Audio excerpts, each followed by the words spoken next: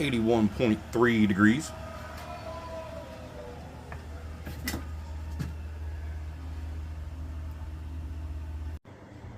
Humidity is 58%.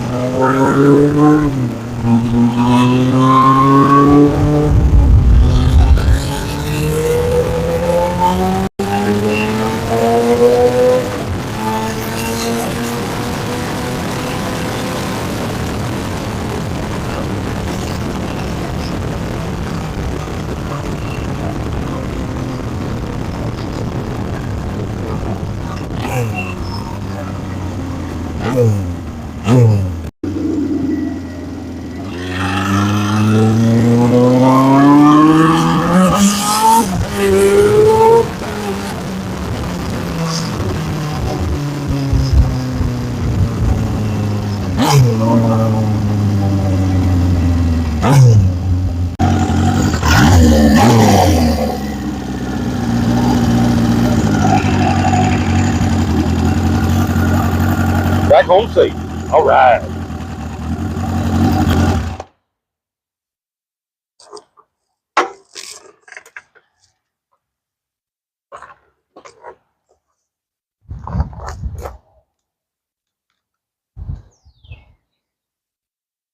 All one piece. Ah, yeah, below 200 degrees. It's like 175 exactly. Awesome. Okay, guys. Turn the fan off here. I'm not sure if it's messing up. Already had to deal with the wind. The wind from the new microphone and from the regular microphones, it's never good. Sorry about the new one. I think it's gonna go find a new home in the dumpster. It kind of worked, but we'll see.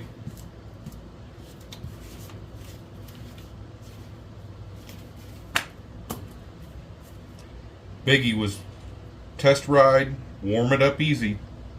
Don't bang the two-step, warm it up too much on the top.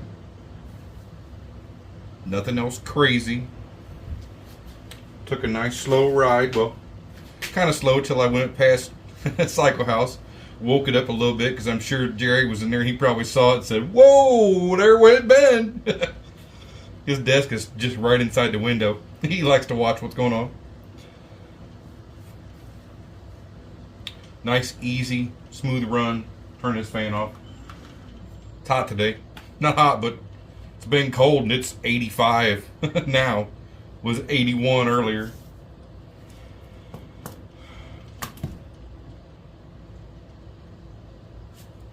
Bike ride's awesome. I mean, you know, for a rigid frame race bike with a piece of foam seat about that big, it's really not that bad. Now that I'm kind of used to sitting on it and I can really just sit and be comfy, have my feet up on the pegs, it's really not that bad. I think I'd put 4 more miles on it. Rode down to the highway because I really wanted to open it up and see what it was really going to do. Excuse me. I also turned down the boost because, still trying to do some testing. We're not at the racetrack. Really wasn't trying to go as fast as I did. I looked down and that's really why I let off it. The highway entrance ramp there from just about halfway up the entrance ramp to where I have to let off it usually to get off the highway. It's one entrance ramp that really isn't part of the highway because it's next to the highway on the side. So it's kind of cool. I can just make rips down it, get off the highway, and then it's safe. It's just under a quarter mile there. It was bouncing the rev limiter when I let off it too in 5th gear. I think it was doing, you guys might be able to see on the video, it was up there. It was climbing fast, but then it started banging the limiter. And also too, it was running a bit lean at the very top of 5th. It kind of before the limiter hit, it, like, you know, the power was pulsing, not the limiter pulsing. And I've been thinking about it as I was sitting here watching some stuff. I think really what just happened is the wind's blowing. Let me shut this door over here. Come on, wind. Help me, bro. Help me, please. Help me. Fat boy needs some help.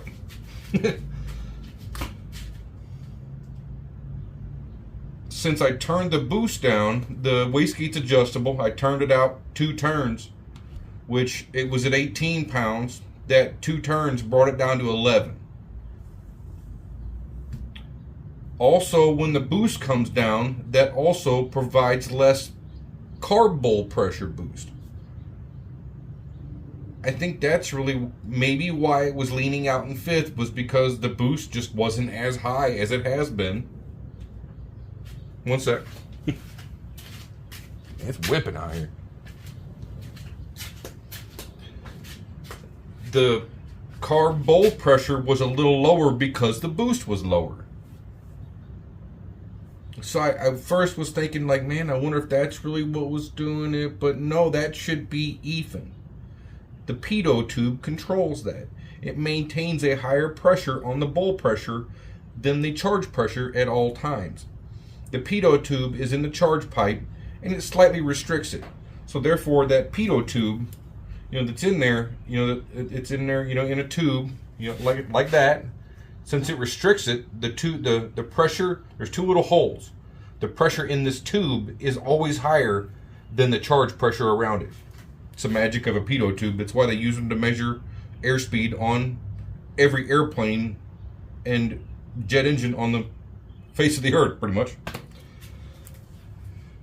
So it kind of rules out that idea, but I'm still kind of, man, you know, more boost may help that out. But it was at the very top, almost of 5th gear at, you know, the current gearing, but it was bouncing off the limiter in 5th. That's really what I wanted to do. I wanted to just go see how fast it could really go, just because I didn't know if I'd actually revved it out that far yet. I bounced it in 4th and 5th, so that was it.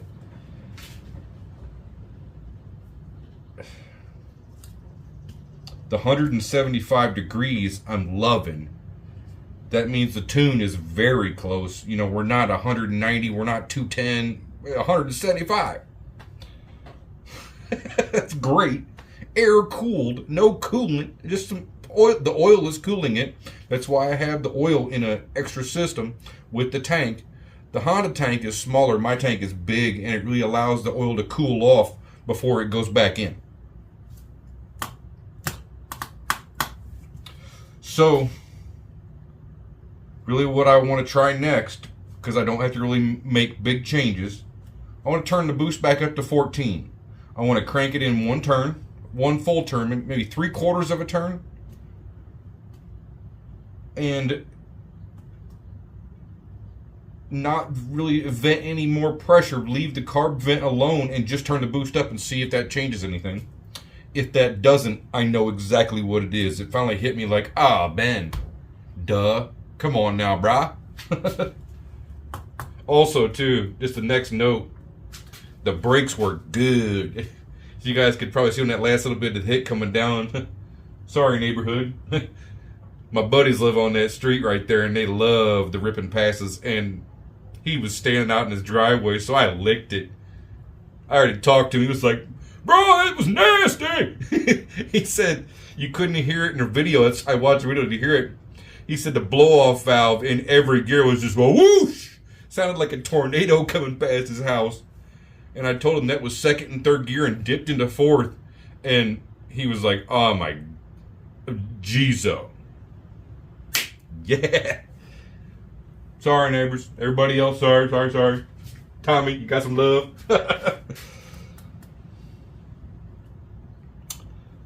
Yeah. So, down here, I've changed the entire fuel system. Let me just go ahead and sit down for this one. Benjamin. I should make more lists more often. My buddy got me a pad from Crest, the good old CRS, the supply company for the best stuff ever. I got a pad now so I can actually write some more stuff down. Cerdite Motorsports, I used to work there on Hondas. Good old yellow pen. Thanks, guys.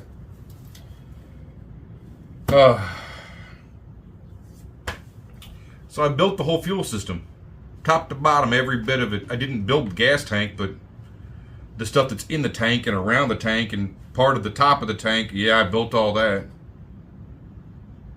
It's all made to feed fuel by gravity out the bottom, which it's totally good. It's the way it's supposed to be. But it's not a sealed system. The air has to be able to come in the top as a vent.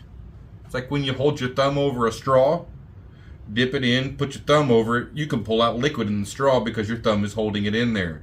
That's the power of vacuum and sealing off liquid and the meniscus effect of liquid, and there's many variables. I'd love to know more about engineering, but probably should have stayed in school to be a mechanical engineer because it's what I love the best. I didn't change the vent on the top. Didn't even think about it. It flows fuel awesome when it's sitting here. That thing will pump 20 pounds of fuel pressure, no problem. Because it's not using it. It's pumping it and recirculating it. This is all still just theory because I haven't really changed it yet. But I'm guessing it's the fuel just won't allow it to flow. The tank won't allow it to flow. Sure, I have two petcocks, but they're both moving. And the pump is pumping fuel back into it, but that is probably moving air out of it, actually, because it's pumping the fuel when it's sitting still. The vent is there to help that. The vent, I think, needs to allow more air to come in when the fuel is also coming out. It's not just pumping and recycling it. It's actually coming down too.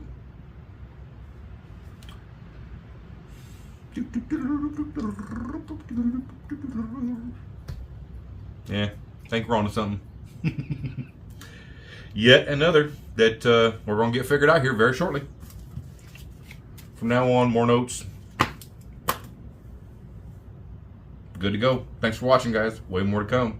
Let's go. And of course,